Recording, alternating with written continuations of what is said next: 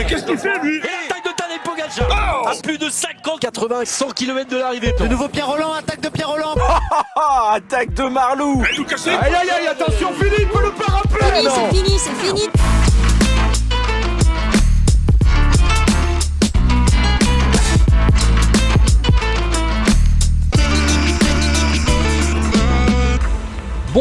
Bonjour à toutes et à tous et bienvenue pour cette 7e saison de Vélo Podcast. L'année 2026 démarre et on va présenter cette saison, ou en tout cas présenter nos attentes pour cette saison à venir 2026 qui s'annonce encore une fois riche. Avec moi forcément mon acolyte de toujours, François-Pierre Noël. Salut FP. Salut Guillaume, salut à toutes et à tous et bonne année surtout. Bonne année, meilleurs vœux aussi et bonne année à Julien Després d'Actu Cyclisme Féminin qui est avec nous. Salut Julien. Salut Guillaume, salut FP, bonne année à vous deux et bonne année à toutes et à tous. Merci bien.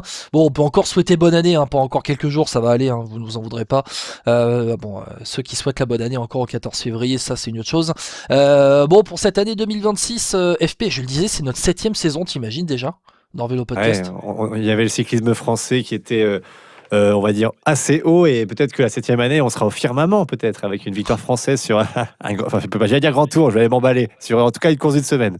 Ouais, alors on en fera. Je pense que ça fera l'objet d'un petit podcast dans ce début de saison pour savoir si un coureur français va remporter une course par étape World Tour. Bon, en français, j'ai pas dit française. T'as vu Julien? Parce que bon, nous côté des Françaises, on est tranquille avec Pauline Ferrand-Prévôt. On a bien mangé. On a bien mangé. Et, à mon avis, c'était juste les entrées. Bon, la mise en bouche. La mise en bouche, tu vois, Julien qui nous dit ça pour la saison. Bon, on va essayer d'être efficace sur ce podcast-là parce qu'il y a quand même pas mal de choses à dire. Très rapidement, messieurs, François-Pierre, Jay Vine champion va partir en Australie. Jay Vine champion d'Australie du contre-la-montre. Et Patrick Eddy, alors un inconnu oui et non qui était dans l'équipe Picnic Postenel jusqu'au 31 décembre, qui n'a pas été retenu pour la saison 2026 et qui a réglé les Jayco Alula.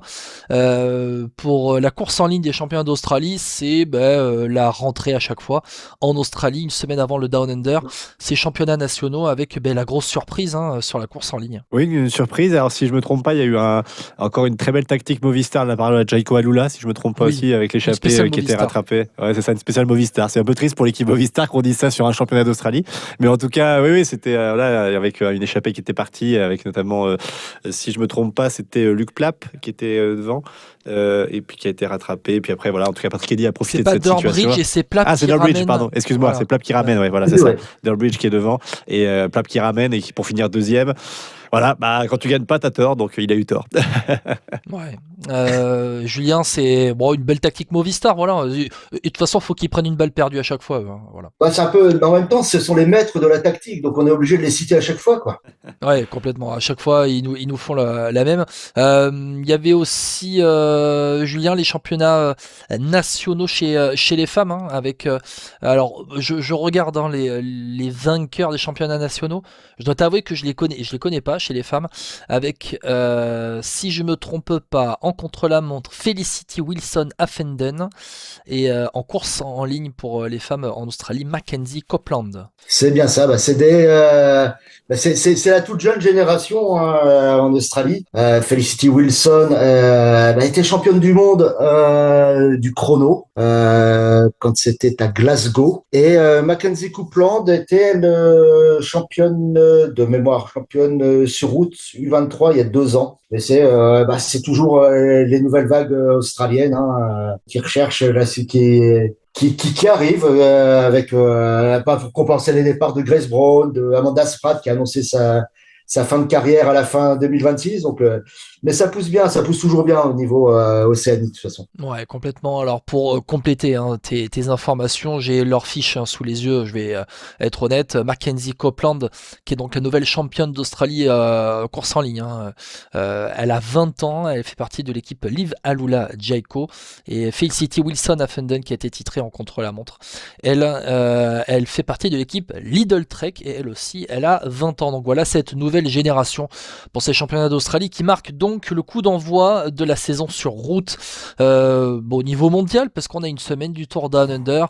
On va pas faire un gros chapitre sur le Tour Down Under, d'autant que je crois qu'il n'y a aucune chance pour qu'un Français succède à Christophe Moreau notamment pour une nouvelle course par étape pour le Tour remportée par un Français, puisqu'il n'y a pas un énorme contingent français qui se déplace, et les équipes françaises sont aussi pas mal composées d'étrangers pour le Tour Down Under. On verra les résultats bien dans les prochains jours. Bon, on va commencer ce podcast de saison 2026 FP par les transferts marquants, parce que alors on verra avec les femmes juste après, mais contrairement aux femmes, le mercato masculin a quand même été agité avec des gros transferts parmi notamment le top 10, top 15, top 20 mondial, notamment avec Remco Evenepoel. Le changement d'équipe, c'est un peu la grosse tête d'affiche qui a changé de giron, j'ai envie de dire. Oui, c'était peut-être le plus gros transfert de la fin de saison, parce que Remco Evenepoel, on sait tout ce qu'il représentait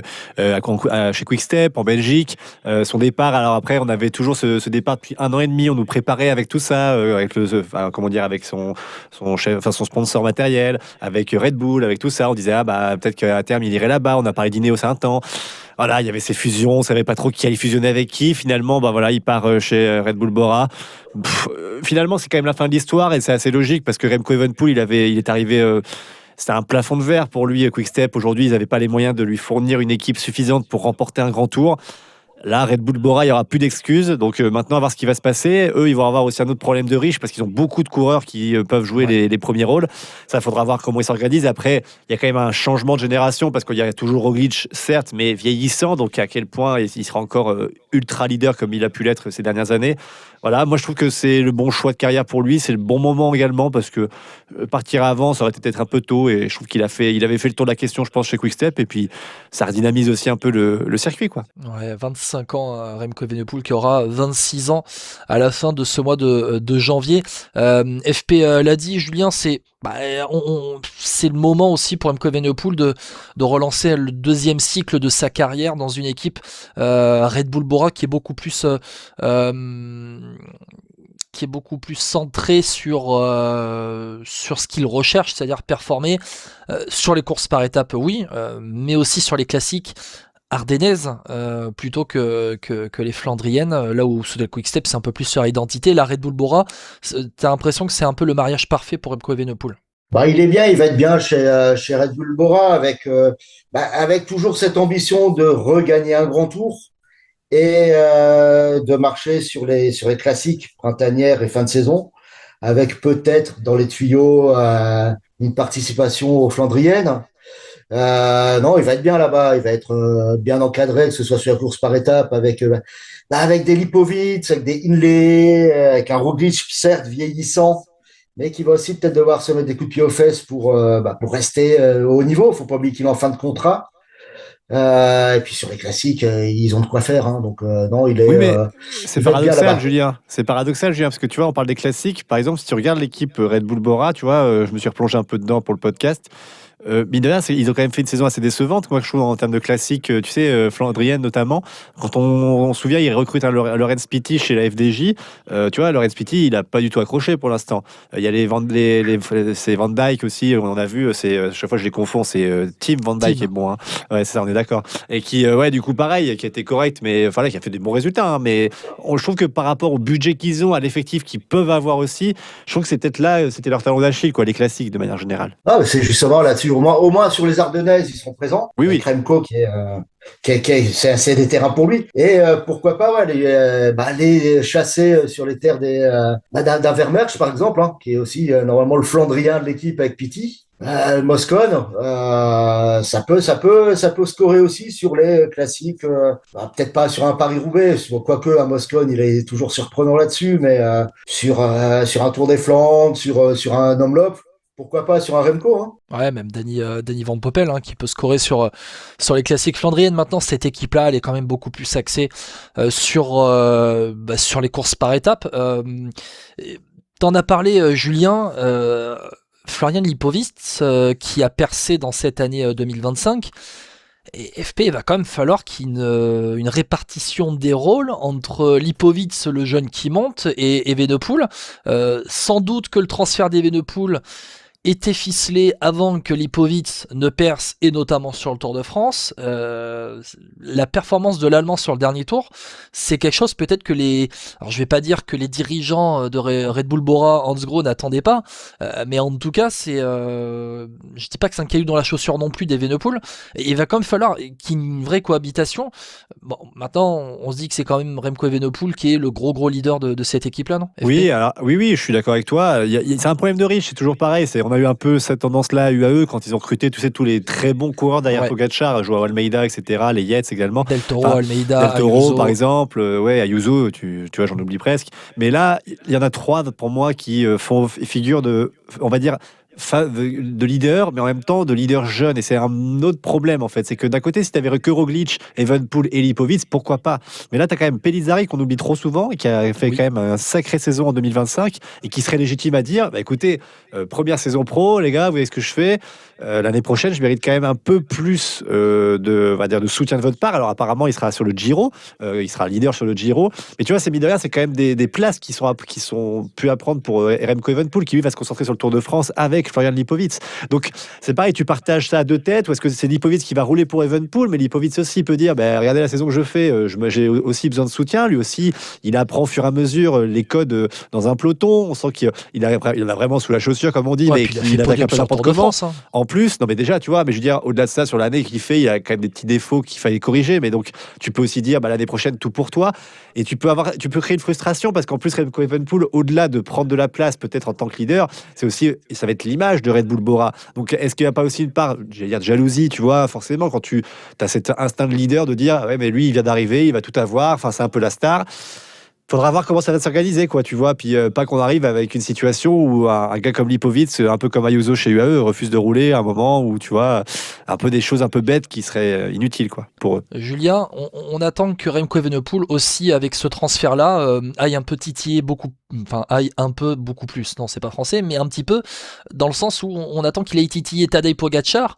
T'as l'impression qu'il s'en rapproche quand même, petit à petit, et je pense beaucoup plus à des profils ardennaises que sur des grands tours, où là, on a quand même bien compris que Tadej Pogacar est 3 jambes au-dessus de tout le monde. Remco Evenepoel sur Liège-Bastogne-Liège, tu penses qu'avec cette équipe-là, pour l'entourer, on pense aussi à Maxime Van Gils dans l'équipe, qui est un éternel espoir, j'ai l'impression, chez les Belges. Voilà, c'est l'année, c'est l'équipe, Julien, qui peut le faire arriver un peu sur les talons de Tadej Pogacar. C'est l'équipe qui peut faire d'Evenepoel un caillou dans la chaussure de Pogacar. Après, Pogacar, sur les grands tours, ça va être difficile à le battre, comme tu l'as dit. Mais ça peut être l'équipe, la top équipe pour l'emmener sur les classiques ardennaises pour aller empêcher un Pogacar d'écraser tout le monde sur ce genre de course. Ouais. Avec une fin de saison 2025 qui peut laisser de beaux espoirs pour Remco Evenepoel. On se rappelle, ses titres en contre-la-montre aux mondiaux et aux Europes, ça c'est sûr. Et puis ses 2e places sur les courses en ligne des mondiaux et des Europes, et aussi du Tour de Lombardie, qui a encore une fois été remporté par Tadej Pogacar.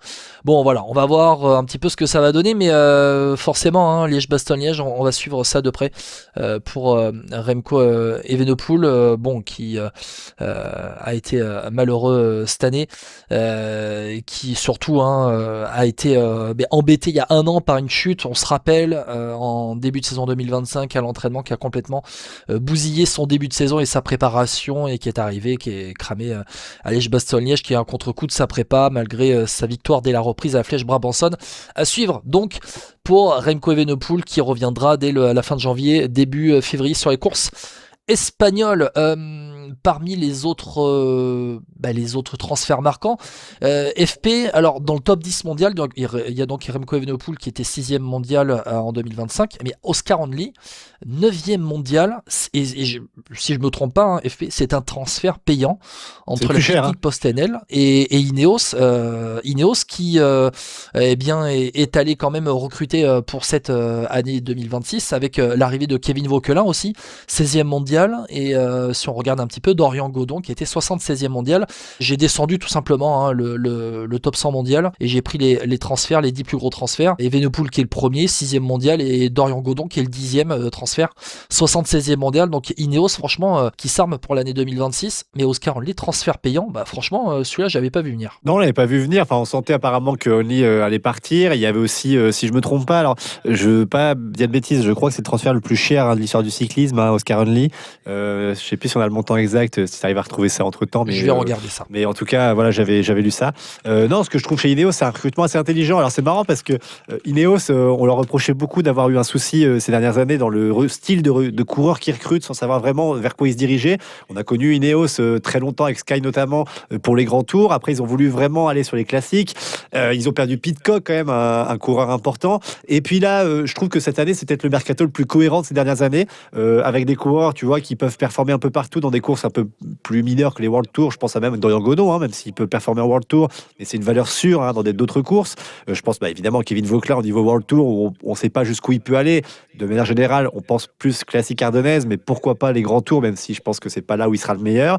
Et tu as Oscar Only qui recrute aussi, pépite britannique en plus, pour les grands tours, avec un Carlos Rodriguez où on espère qu'il va revenir à son niveau. C'est vraiment pas mal. Et puis moi, j'aime bien aussi les recrues secondaires, si on peut les appeler comme ça. Je pense par exemple notamment au Norvégien chez Arkea, c'est Embret Svestad Barsteng, que j'ai trouvé très intéressant. Ouais. Et en tant qu'équipier, et tu vois, c'est des coureurs que quand tu prends, tu sais ce que tu as, et en plus, ils peuvent encore progresser. Donc je trouve ça vraiment assez intelligent et malin, leur recrutement cette année.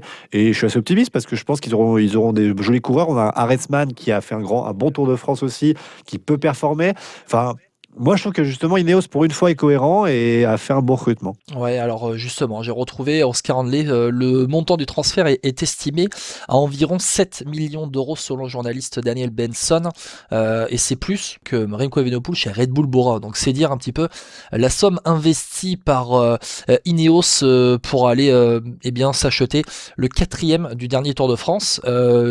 Julien, les transferts d'Ineos, en tout cas les arrivées pour cette année 2026, il y a Jack Egg, il y a Dorian Godon, il y a Sam Welsford, Embret Svestad Barsteng exactement, et puis Kevin Vauclair et Oscar Only. Tu t'attends toi, Julien, au renouveau de l'équipe Ineos? Je pense qu'ils veulent repartir sur une nouvelle vague avec déjà l'arrivée de Vauclair et Godon. Ça, à mon avis, c'est aussi une volonté du co-sponsor de l'équipe, du sponsor maillot Total Energy. Après, tu vas chercher Vauclair, meilleur français du Tour, deuxième du Tour de Suisse, si ma mémoire est bonne, deuxième ou troisième. Qui fait d'une flèche wallonne l'année dernière. Tu vas chercher Godon, qui peut marcher partout, qui peut aussi marcher sur des Ardennaises, voire sur les semi-classiques belges, du style à travers les Flandres. Et surtout Only, le transfert surprise d'Only payant. Guillaume, on était à 2 ce jour-là. Tu te souviens qu'on avait discuté avec Stéphane Delcourt. Il disait que ça allait être la norme maintenant de transferts payants, que de plus en plus, ça allait devenir comme en foot, des transferts payants. Mais ça, c'est la faute au contrat aussi, Julien, tu vois.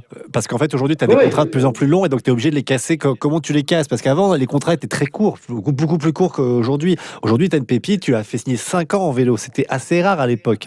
C'est clair, avant, c'était max 3 ans déjà. Tu étais content d'avoir un contrat de 3 ans. Ouais, c'était les gros leaders, ça. Après, Picnic était content de récupérer la somme, parce que visiblement, ils ont quelques petits soucis financiers. Si on en croit les journaux, et surtout le fait qu'il n'ait une licence World Tour que pour 1 an renouvelable. Oui, et au-delà de ça, moi, ce que je ne comprends pas par rapport à ça, et c'est pas pour prêcher pour une équipe française, mais est-ce que tu gardes une équipe 1 an? Parce que tu vois, tu as toujours cette forme du World Tour, là, tu sais, avec le classement sur 3 ans. Pour moi, c'est pas logique. Dans ce cas, tu devrais dire aussi, pour moi, pourquoi dans ce cas-là, Cofidis, par exemple, qui était derrière eux, dans ce cas, tu dis pas, financièrement, ils sont plus sains, ils passent devant. Et, si tu as un cycle de 3 ans, si tu lui donnes une licence sur 1 an, t'es pas logique dans ta démarche. Et c'est pas pour faire prêcher. Ça aurait été une autre équipe, j'aurais dit la même chose, ça aurait été l'équipe, Burgos par exemple, j'aurais dit pareil. C'est pas logique qu'une entreprise ou une équipe qui se porte bien et qui est possible sur un cycle de 3 ans soit derrière une équipe qui ne sait pas de quoi l'avenir sera fait dans 1 an. Et c'est ça me pose problème, moi je trouve, pour l'équité quand même, parce que si dans 1 an ça s'arrête, alors ok, ça sera certainement repris par une autre équipe et par un autre sponsor, mais c'est moins logique, ça sera pas un cycle de 3 ans pour cette équipe-là, donc c'est pas, moi je trouve ça bizarre, En espérant pour eux qu'ils tiennent 3 ans du coup, mais c'est bizarre. Ouais, moi je suis totalement d'accord avec toi. Et surtout que quand ils attribuent les licences, Only est encore chez eux, quoi. Ça, c'est vrai. Et Je suis d'accord. Oui, avec ces points-là. Donc, avec ces points-là et le critère sportif qui rentre en compte grâce à Only. Ouais, mais non, parce que je crois que les points, dans ce cas-là, même en cas de transfert, tu gardes tes points. Il n'y a pas de souci là-dessus. Non, je crois pas que c'est. Voilà. Ouais, dans tous les cas, tu les gardes. Mais oui, je suis d'accord. Et après, au-delà de ça, cette année, quand tu vois l'équipe de Picnic, il y a quelques coureurs qui sont très corrects. Mais c'est vrai que ça va être très, très compliqué. Franchement, alors après, on est toujours surpris parce que parfois, tu as des gens qui subliment dans un contexte où ils sont un peu seuls contre tous. Mais là, je suis désolé, quand je regarde l'équipe, je l'ai sous les yeux. T'en marques pas beaucoup de points quelque part. Hein. Il y a que Max Poul que je vois bien, mais sinon. Il y a que Pavel Bittner qui est dans le top 100 mondial. Aussi. Il y a Pavel Bittner aussi. Après, t'as Van Den Broek. Enfin, t'as des coureurs qui peuvent se révéler, que j'aime beaucoup. Hein. Moi, Van Den Broek, des coureurs comme ça, un jour, Casper ils vont péter. Van Uden, la pépite du sprint. Voilà, Van Uden, exactement, qui est là aussi. Ils ont quand même des coureurs, mais je veux dire, ça va être compliqué. Ouais. On a Degenkolb qui va gagner Paris-Roubaix, donc ça va aider. Bien évidemment, voilà. Pour boucler la boucle, voilà. Alors c'est pas pour envoyer une balle perdue, hein, mais quand je vois qu'une des recrues c'est Henri-François Renard-Aquin, qui était un jeune amateur français. Et bon, ça en dit aussi un petit peu sur peut-être les capacités financières de la Picnic PostNL et qui a donc bien vu ce chèque d'un peu plus de 7 millions d'euros, d'environ 7 millions d'euros pour le départ de Oscar Only, donc chez Ineos, qui s'est bien armé pour cette saison-là. Vous inquiétez pas, le chapitre Kevin Vauquelin, on va se le garder pour un petit peu plus tard et se faire un podcast centré sur les Français et les courses par étapes. On en parlera un petit peu plus tard pour boucler un petit peu ces transferts chez les hommes, vous dire un petit peu les 10 gros transferts que j'ai mis de côté. Juan Ayuso, forcément, on attend de lui avec son arrivée chez Lidl Trek qu'il passe un cap, qu'il s'émancipe. Lidl Trek a aussi enregistré l'arrivée tardivement de Derek G, qui est parti de l'équipe Israël, qui s'appelle maintenant pour 2026 NSN Cycling, qui a vu l'arrivée de Binyam Girmay, NSN Cycling, après la fusion Intermarché Lotto. Binyam Girmay qui n'a pas vu de contrat lui être proposé. On regarde Decathlon qui a recruté Olaf Koy et Tobias Lund Andresen qui, me semble-t-il, est présent dès le Down Under pour aller scorer pour Decathlon. Et puis on a aussi on en a parlé, Dorian Godon qui est parti de Decathlon Ineos, et puis Fred Wright qui est parti de la Bahreïn dans l'équipe Pinarello Q36.5. Voilà, pour un petit peu étoffer notamment l'équipe de classique autour de Pidcock pour Fred Wright, le Britannique, intéressant coureur. Et puis la retraite, très rapidement, en un mot, surtout, FP, la retraite, on s'y attendait pas du tout. Simon Yates, 28 ans, Visma, vainqueur du Giro, il annonce sa retraite début 2026. Alors moi, j'avais pas vu venir. Personne l'avait vu venir, je pense, quand tu vois que c'est rare d'annoncer une retraite alors que le début de saison commence dans 2 semaines, quoi. Et puis tu te dis qu'il a fait la préparation certainement. Donc je trouve ça bizarre, et évidemment ça a fait pas mal de spéculations sur les réseaux sociaux, en disant pourquoi il arrête maintenant, est-ce qu'il a été pris par la patrouille, on sait pas. Peut-être qu'on saura un peu plus tard s'il y a des choses qui ont été mal faites, en tout cas de son côté. Mais écoute, par rapport à ça, pour l'instant on a cette information de la retraite. Il faut dire quand même que Simon Yates, c'était un coureur quand même qui te faisait aimer le vélo quand même, parce que je trouve qu'il y a ce côté attaque offensif qu'il a toujours eu et quitte à tout perdre. Moi, je trouve que la victoire sur le Giro, elle est amplement méritée, parce que tactiquement, elle était intelligente, parce que c'est un coureur quand même frisson, de manière générale. C'est un coureur qui est toujours à l'offensive et qui marque la fin d'une petite génération qu'on a peut-être connue, on a vu grandir en fait, et c'est peut-être là où on se dit on vieillit quand même de plus en plus, parce qu'en fait certes il arrête tôt, mais c'est un coureur qu'on avait nous connu peut-être au moment où on suivait le vélo, pépite, il a vraiment il s'est révélé, il a confirmé le statut qu'on pensait de lui à l'époque, et voilà, en plus il a fait les meilleures équipes du monde, et voilà, que dire de plus que c'était un super coureur, parce que moi, Yates, c'est vrai que j'ai toujours une tendresse pour les frères Yates. J'étais un peu déçu de leur choix de carrière à certains, mais sinon, ouais, franchement, j'aurais préféré qu'il gagne ça avec le maillot Jayco, par exemple, tu vois, si vraiment j'étais un romantique du vélo, mais à part ça, franchement, c'était un super coureur. Simon Yates qui, dans sa carrière, aura donc gagné le Giro et la Vuelta. On se souvient aussi 2018, si je ne me trompe pas d'année, pour la victoire de Simon Yates sur la Vuelta. On parlait de Remco Evenepoel tout à l'heure, qui a déjà gagné, je rappelle, un grand tour avec la Vuelta, et l'année, me semble-t-il, c'est 2023. Voilà, pour Remco Evenepoel, et on parlait de Simon Yates. Retraite surprise, les spéculations, on peut en avoir forcément sur cette retraite qu'on n'attendait pas. voilà, ça fait aussi un petit peu penser à la retraite de Tom Dumoulin qui est un peu tombé comme un cheveu sur la soupe et qu'on n'attendait pas. Donc à voir hein, aussi ce qui a pu se passer dans l'équipe Vispa. On ne sait pas ce qui a pu se passer aussi avec. Ouais, puis après, je pense qu'il y a une fatigue mentale peut-être aussi. Hein, ça, c'est pas interdit. Hein, et souvent, on oublie trop souvent ça, mais être coureur cycliste, c'est pas drôle. Hein. Enfin, c'est pas drôle. Je veux dire, c'est une passion. Tu veux mais dire qu'après le stage de décembre, il s'est rendu compte que c'était plus fait pour lui? Peut-être, hein, mais tu sais, on pense à ça, mais c'est possible parce que on oublie trop vite que le vélo, c'est un super sport à regarder pour nous évidemment, mais quand tu fais ta sortie le dimanche matin ou même le week-end, c'est pas simple. Dis-toi que eux ils font ça, mais tous les jours depuis qu'ils ont, sans exagérer, peut-être 14, 13 ans quoi. Et encore, je suis gentil peut-être. Donc c'est ça qui est dur, hein, et il faut pas oublier ça. Je pense que parfois tu peux aussi avoir je sais pas si c'est comme un burn-out, mais en tout cas un ras-le-bol général. Je dis c'est tout, j'envoie tout péter. Et puis en plus lui, pour le coup là où c'est bien pour lui, c'est qu'il arrête là où il est tout en haut. C'est souvent plus difficile d'arrêter tout en haut, et lui il le fait. Donc ça peut être aussi ça. Complètement. Bon, on va avancer en parlant un petit peu aussi des transferts chez les femmes. Bon, on sera plus bref, hein, Julien, sur les transferts féminins que les transferts chez les hommes, parce que le mercato quand même dans cette intersaison 25-26 a été beaucoup moins agité que l'année dernière. J'en ai retenu 5, Julien, avec les 5 gros transferts. Mavi Garcia, qui est parti de la Live Alula Jayco à la UAE Team ADQ. Mavi Garcia, 23e mondial. Ensuite, je vais chercher Sarah Van Damme, la Canadienne, qui part de la Ceratizit à la Visma. L'Italienne Letizia Borghezzi, qui est partie de la IF Hotli à la IJ Insurance Soudal Team. Là, Borghezzi, c'est la 57e mondiale. La 64e mondiale, Paulina Royakers de la Félix de Quenin, qui est à la team UAE ADQ, qui enregistre aussi l'arrivée de la 65e mondiale, l'américaine Megan Jastrab. Voilà, j'en ai pris que 5 parce que tu vois que je descends quand même assez loin dans le classement mondial. Julien, mercato beaucoup moins agité que l'année dernière. C'est surtout un mercato, je dirais. Autant l'année dernière, tu avais toutes les grosses stars libres, donc ça tirait un peu dans tous les sens. Là, t'es plus, j'ai l'impression, sur un mercato de stabilisation d'effectifs. Tu as cherché à améliorer à droite, à gauche ce que tu as déjà. Moi, il y en a 2 que je voudrais rajouter par rapport au tien, parce qu'ils ont fait un super boulot là-dessus. C'est Aubert qui va aller chercher Alison Jackson, qui va être très bon pour leur image. Et il faut pas oublier qu'une ancienne coureur de Paris-Roubaix, ça peut encore marcher sur Paris-Roubaix. Vainqueur de Paris-Roubaix 2023. Si je me trompe pas. 2023. Et quelqu'un qui est parti relancer sa carrière, peut-être même pour compléter une Gaia Realini qui était inexistante cette année, c'est Ricarda Bauerfeind qui est parti de la Canyon SRAM pour aller chez Lidl Trek.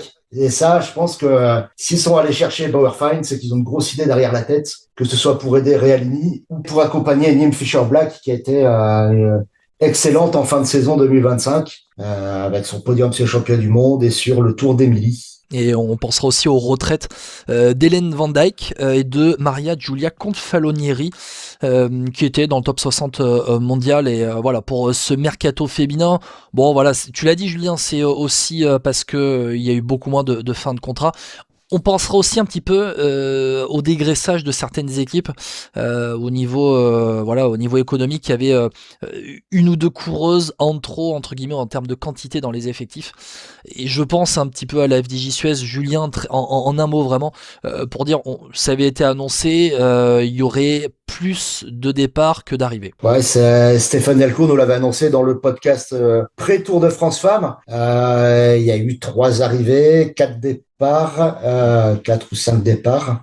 Maintenant, après, c'est pareil, c'est un recrutement malin pour compléter ce qui n'allait pas, notamment sur les classiques, sur l'accompagnement des grands tours. Et après, tu as des coureurs de grosses valeurs comme Lucia Dogues qui est parti chez Lidl Trek, et Nina Boisman qui est retournée chez Human Power Dells. Et la 3e, ce qui est Alessia Vigilia, qui est partie chez Uno X, qui eux ont fait un gros recrutement. Par contre, la différence, c'est qu'ils ont un beau turnover. Et ce qu'on disait tout à l'heure sur Picnic chez les hommes, j'ai envie de le dire aussi chez les femmes, ils laissent partir une grosse pépite, je pense financièrement, faut toujours pour un problème financier, Nienke Vinke, maillot blanc du Tour 2025, qui part renforcer la SD Works. Il y a aussi ce problème-là, je pense, du fait qu'il lui offrait pas trop de perspectives, sachant qu'elle aussi est partie libre avec un arrangement entre les équipes, quoi. Ouais, puis aussi, par exemple, pour la FDJ Suez, il y a l'émergence des jeunes talents, et on peut penser, alors juste, j'ai regardé, c'était sur l'annonce de la formation de la saison 2026. Célia Géry, alors j'ai l'impression qu'ils ont un peu annoncé les leaders, et puis après petit à petit ils redescendaient un petit peu dans l'importance, en tout cas dans les statuts de l'effectif, et Célia Géry, j'ai l'impression qu'elle a pris un petit peu de grade dans cet effectif pour l'année 2026 à la FDJ Suez. Suez. On va passer bien un petit peu à celui qui a animé l'année 2025, c'est Tadej Pogačar, François-Pierre. La question, est-ce qu'il peut faire mieux? Est-ce que tu penses qu'il va faire mieux en 2026 qu'en 2025? C'est quand même dur de faire mieux. C'est dur de faire mieux et je me pose la question également. C'est difficile de répondre parce qu'en fait, il a fait tellement une année exceptionnelle en 2025 que tu te demandes si c'est possible, quoi. Puis il s'aligne sur des courses en fait où il n'a pas encore gagné, donc tu as l'impression qu'il veut... Son objectif ultime, c'est de remporter toutes les courses. Suisse, Romandie, notamment. On va dire les grosses courses. Par exemple, c'est pour ça que sur le Tour de Romandie, j'étais surpris qu'il s'aligne. Surtout vu qu'avant, il enchaîne Paris-Roubaix, notamment la Flèche. La Flèche, oui, et puis Liège-Bastogne-Liège. Le Romandie commence quelques heures après Liège-Bastogne-Liège. Hein. Oh non. Hein, t'as dit quoi, quelques heures 48 heures après. Non.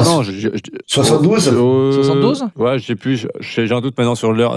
Quelques heures. 72 heures, c'est quelques heures. Oui. Bon, dans ce cas-là, oui. Mais pour moi, quelques heures, ce serait le lendemain, mais non, c'est pas le lendemain. Non, c'est pas le lendemain. Mais il faudrait vérifier. Je vais regarder. En tout cas, pour te dire sur Pogačar, là où j'ai un doute, c'est qu'il a tellement à faire un truc énorme que tu te dis, est-ce que tu peux répéter ce genre de performance? Pogačar, il est incroyable, certes, mais est-ce qu'il n'a pas été à son plafond à nouveau en 2025? Après, ce type-là, il a tellement révolutionné les courses de vélo.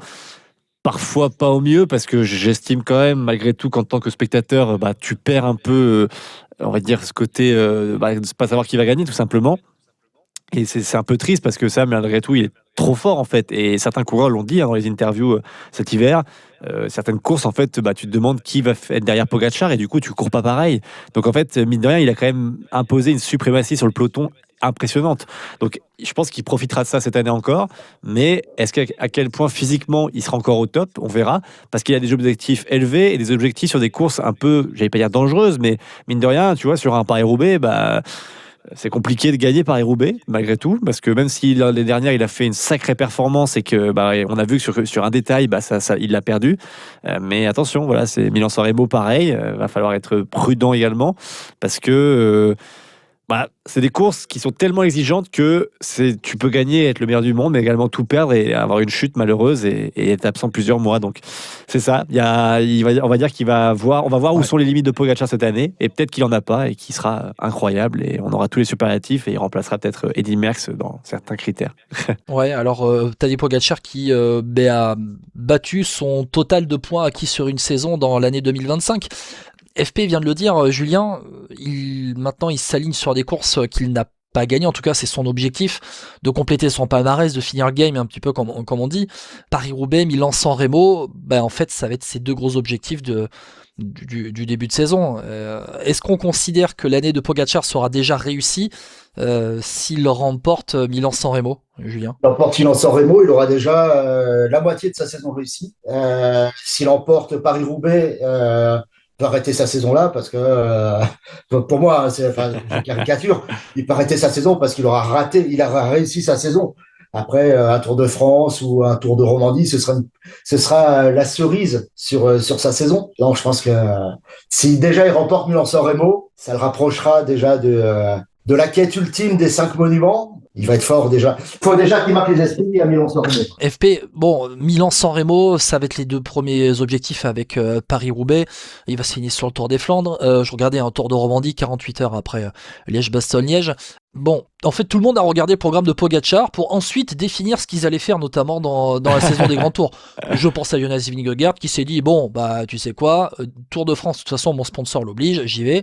Je vais aller sur le Giro quand même, parce que je viens de remporter la Vuelta, et je peux aussi remporter les 3 grands tours avant Tadej Pogačar. Oui, c'est ça peut être ça. Après, oui, c'est vrai qu'il peut espérer faire ça. Après, c'est vraiment la fin du jeu, quoi. Celui qui arrive en premier de faire ça, même si Pogačar, je pense qu'il sera quand même toujours au-dessus de Vingegaard par son profil plus complet. Il faut bien avouer que Pogačar, t'as l'impression qu'il veut tout rafler, quoi. Et je serais même pas surpris, tu vois, que s'il remporte, comme disait Julien, Milan-San Remo et Paris-Roubaix, qu'il lui manque plus cette quête des 3 grands tours sur une année, et après ils disent je prends ma retraite, quoi. Mais tu vois, qu'est-ce qu'il fasse de plus? Malgré, à part battre les records des records, Enfin, il est tellement jeune encore que finalement, tu te demandes en fait combien de temps ça va durer. Donc il faut l'hégémonie espérer Pogacar, sa défaite en fait sur les classiques pour qu'il continue encore à rouler. Ou alors les détracteurs diront bon, faut qu'il gagne comme ça, on s'en débarrasse. Ou alors, ouais, c'est ça, voilà. C'est un petit peu ça aussi. Ouais, ça dépend. T'as les deux pièces, deux côtés d'une pièce. Moi, je suis plutôt de l'avis qu'on verra ce qui va se passer. Mais Milan-San Remo et Paris-Roubaix, c'est peut-être dans les profils de classiques les plus durs à gagner. Il y a le Tour des Flandres quand même, malgré tout. Mais je trouve que Paris-Roubaix, il y a toujours ce côté incertain. Milan-San Remo, c'est pareil parce que différents profils peuvent performer selon le type de course que tu as. Donc ouais, ça va être sympa. Mais forcément, on va s'attendre à ce que au Poggio, à la Cipressa, il y a une partie de la saison quand même de Pogacar qui se joue. Alors je veux parler notamment de Vingegaard. Quand tu vois que finalement Vingegaard s'alignera sur le Giro, j'ai envie de te dire, Julien, peut-être autant donner le Tour de France directement à Tadej Pogacar, non même si Evenepoel et Lipovic seront au départ. Moi, ce que je propose, c'est de le faire partir une semaine après tout le monde. Comme ça, tu vois un petit peu ce qu'il fait. Voilà, non, comme ça, il peut. Ou tu lui mets tout de suite 1h30 de retard. C'est une pénalité comme au Dakar, quoi. pour voir s'il va aller récupérer son écart. Si les conditions sont réunies comme annoncé, on peut déjà lui préparer un maillot jaune tout de suite et graver son nom sur le trophée de Paris-Roubaix, du Tour de France, quoi. FP sur la saison des Flandriennes, il n'y a que Van Der Poel qui est en capacité de le bouger à Tadej Pogacar et inversement. J'allais te dire qu'avant que Van Aert se blesse, non, parce que Van Aert, je le sentais bien revenir. Mais malheureusement, lui, il a la poisse de la poisse, c'est pas possible. Il risque d'avoir une saison encore un peu compliquée. On sait pas trop combien de temps il en a. Pour sa blessure actuellement qu'il a eu, c'était début janvier, si je me trompe pas. C'était sur l'un des premiers cyclocross du mois de janvier ou fin décembre. C'était sur cette période-là, il revenait bien. C'était sous la neige, grosse condition hivernale. En plus, mais ouais, Van Aert, c'est vraiment dommage parce que moi, j'espérais beaucoup. Alors oui, Van Der Poel sur le papier, c'est lui qui est le principal concurrent de Pogacar, mais je désespère pas de voir une ou deux révélations qui arrivent pour un peu titiller ces gros-là. À l'époque, il y a 2 ans, on pensait à Laurens Pitty qui était sur une belle pente ascendante. Malheureusement, l'année passée, c'était compliqué. Donc, je désespère pas. Puis, t'as toujours une surprise malgré tout. Tu vois qu'il y a un ou deux coureurs qui arrivent à suivre. On verra qui c'est cette fois-ci. Mais écoute, commençons l'année de manière optimiste et on verra déjà sur Omloop ce qui se passe et puis sur les classiques de mars. Mais c'est jamais gagné en avance. Moi, je trouve que là, depuis 2 ans, on a quand même des courses assez aseptisées dans le sens où, tu vois, il n'y a pas peu ou pas de surprise. Je me dis qu'à un moment donné, ça va revenir, quoi. Tu peux pas avoir un cycle comme ça d'aussi longtemps sans surprise. Ça va revenir, tu vois. Je dis pas que on va avoir un courant un peu inconnu qui gagne Paris-Roubaix, mais on peut le penser. Ouais, t'as toujours des Pipo Ganna, des Mats Pedersen qui sont là un peu en embuscade. Stephen Kung qui a changé d'équipe aussi. Stephen Kung qui est parti dans l'équipe de Pidcock à Pinarello Q36.5. Non, chez Tudor. Chez Tudor, pardon, excuse-moi, oui, bien évidemment, chez Tudor. Ouais. Julien, chez les femmes, Pauline Ferrand-Prévot, elle peut faire mieux aussi qu'en 2025. Bon, elle vient de gagner le Tour de France et Paris-Roubaix, c'est quand même pas mal, non ? C'est comme Pogacar, c'est difficile. Elle n'a pas gagné le Grand Prix de Fourmies. Elle n'a pas gagné à travers le France.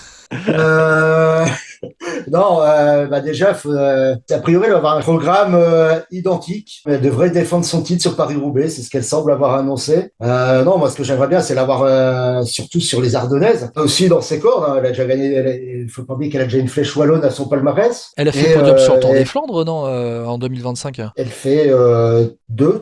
Au sprint avec Kopecky, pour sûr. Elle est au podium, elle fait 2. Donc 3 d'Estrade Bianche. Elle fait 4 de Milan-San Remo, mais déclassé 11. Donc toi, c'est encore des courses où un peu un profil à la Pogacar quand tu regardes. Des courses où Pogacar excelle. Donc on peut lui souhaiter de gagner une Ardennaise et de marcher sur Estrade Bianche. Et après, mieux, ça signifierait regagner Paris-Roubaix, regagner le Tour des France et être championne du monde sur le parcours de Montréal qui est assez punchy. Donc pourquoi pas. Pauline Ferrand-Prévot, c'est un peu comme Pogacar, FP. C'est finir game, c'est gagner tout ce qui est possible de gagner, c'est peut-être voir un petit peu maintenant ce qui est possible de faire sur le Giro et la Vuelta aussi. Oui, et puis je pense quand même du côté de Pauline Ferrand-Prévot, la différence avec Pogacar, c'est que Pogacar, on le voit venir depuis plusieurs années. Alors que Pauline Ferrand-Prévot, le fait qu'il y ait eu son retour, c'est que si elle regagne Roubaix et Tour de France, c'est un exploit énorme et je pense qu'elle peut se fixer comme objectif ceux-là qui sont un peu les mêmes que l'an passé. Pogacar est dans une autre démarche, il veut rentrer dans l'histoire. Pauline Ferrand-Prévot, je pense que pour rentrer dans l'histoire, c'est un peu plus compliqué. Alors, enfin, elle peut rentrer dans une histoire plutôt française en tout cas, mais je veux dire, le temps est un peu contre elle malheureusement par rapport à Pogacar qui lui défie et bat tous les records depuis plusieurs années. Allez, à 2-3 minutes de la fin de ce podcast, Julien, très rapidement, parle-nous un petit peu de la FDJ Suez. Forcément, on va viser en 2026 La victoire sur le Tour de France d'Amy Vollering qui avait remporté le Tour d'Espagne, qui a fait 2e du Tour de France. Là, 2026, Tour de France. Encore une fois, ça reste le gros objectif. Ça reste le gros objectif. Annoncé, gagner un grand tour, ils ont coché la case la saison dernière. Gagner l'Estrade Bianche, ils ont coché la case. Stéphane Delcourt veut gagner toutes les plus grandes courses. Donc là, il a recruté de toute façon en sorte de gagner le Tour de France. Tu vas chercher Lauren Dixon qui grimpe bien. Tu vas chercher Va Van Aert qui était dans l'équipe de Pauline Ferrand-Prévot quand elle gagne le Tour de France. Donc c'est clair, net, précis que tu t'alignes pour gagner le Tour de France. Tu vas chercher une Francis Apport qui est une rouleuse patentée, qui est un peu une team de Klerk quand il s'agit de mettre devant le peloton, qui roule bien, qui va aussi aider Demi Vollering à encore progresser au chrono, sachant qu'il y a un chrono de 21 bornes cette année sur le Tour, faut pas le négliger. Donc oui, c'est l'objectif principal, le Tour de France. Pour terminer ce podcast très rapidement, j'ai listé un petit peu les courses auxquelles vont participer les gros leaders sur les grandes tours derrière Pogacar. Pour terminer ce podcast, au Giro, vous aurez normalement Vingegaard, Almeida, Ciccone et Félix Gall. On va voir un petit peu ce que ça veut dire. Félix Gall qui va faire Giro et Vuelta par rapport à Paul Sexas. Le Tour de France, c'est Del Toro qui accompagnera Pogacar, Vingegaard, Evenepoel, Lipovic et Ayuso. Et à la Vuelta, pour l'instant, annoncé Almeida, Ayuso, Ciccone, Roglic et Félix Gall. Un mot sur les révélations de la saison 2026, les petits jeunes qui montent chez les hommes. J'ai noté quelques noms, derrière la jeune génération, avec Lorenzo Fin, Jarno Vidar, Léo Bizio, Jacobo Merzel, les jeunes de 19-20 ans qui montent un World Tour, tout comme Albert Vitten Philipsen à la Lille Trek qui était déjà là. Tibor Del Grosso, j'attends moi qui perce pour cette année 2026.